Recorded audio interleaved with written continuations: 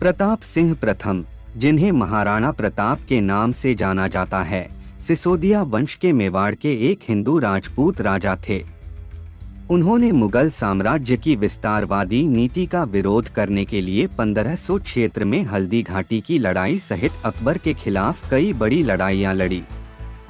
Pratap guerrilla युद्ध के माध्यम से अपने सैन्य प्रतिरोध के लिए एक लोक नायक बन गए, जो मलिक अंबर और शिवाजी सहित मुगलों के खिलाफ बाद के विद्रोहियों के लिए प्रेरणादायी साबित हुए। महाराणा प्रताप के जन्मस्थान के प्रश्न पर दो धारणाएं हैं। पहली, महाराणा प्रताप का जन्म कुंभलगढ़ दुर्ग में हुआ था, क्योंकि महाराणा उदयसिंह एवं जयवंताबाई का विवाह कुंभलगढ़ महल में हुआ।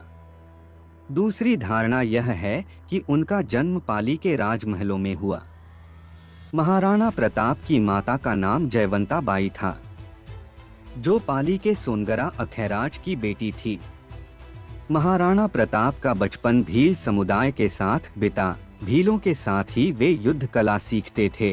भील अपने पुत्र को कीका कहकर पुकारते हैं, इसलिए भील महाराणा को कीका नाम से पुकारते थे।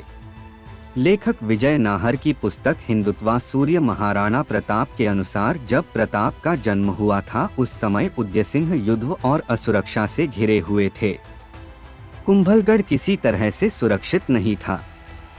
जोधपुर के शक्तिशाली राठौड़ी राजा मालदेव उन दिनों उत्तर भारत में सबसे शक्ति संपन्न थे, एवं जयवंताबाई के पिता एवं पाली के शासक सोनगरा अखेराज मालदेव का एक विश्वसनीय सामंत एवं सेनानायक था।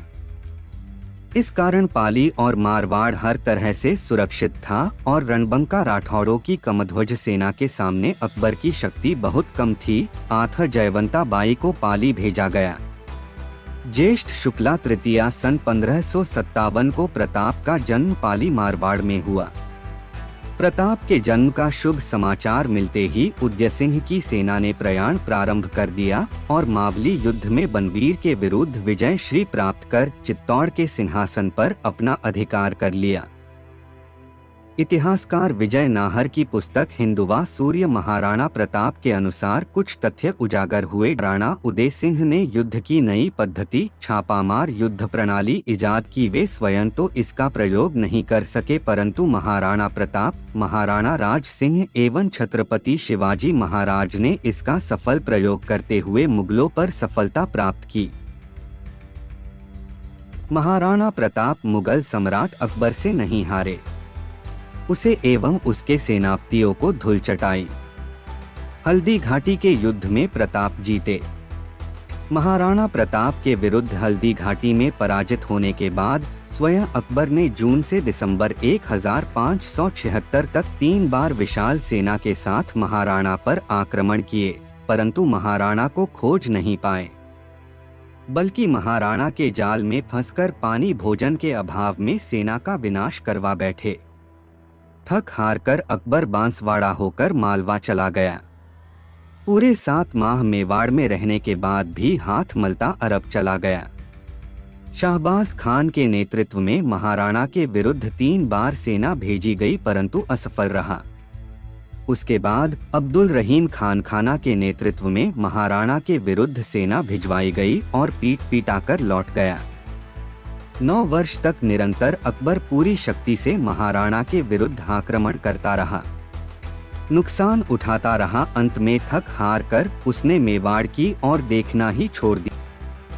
ऐसा कुअवसर प्रताप के जीवन में कभी नहीं आया कि उन्हें घास की रोटी खानी पड़ी, अकबर को संधि के लिए पत्र लिखना पड़ा हो। इन्हीं दिनों महाराणा प्रताप ने सुंगा पहाड़ पर एक बावड़ी का निर्माण करवाया और सुंदर बगीचा लगवाया। महाराणा की सेना में 1 राजा, 3 राव, 7 रावत, 15,000 अश्वरोही, 100 हाथी, 20,000 पैदल और 100 वाजित्र थे। इतनी बड़ी सेना को खाद्य सहित सभी व्यवस्थाएं महाराणा प्रताप करते थे। फिर ऐसी घटना कैसे हो सकती है कि महाराणा के परिवार को घास की रोटी खानी पड़ी। अपने उत्तरार्ध के 12 वर्ष संपूर्ण मेवाड़ पर सुशासन स्थापित करते हुए उन्नत जीवन दिया। पृथ्वीराज राठौड़ अकबर के दरबारी कवि होते हुए भी महाराणा प्रताप के महान प्रशंसक थे।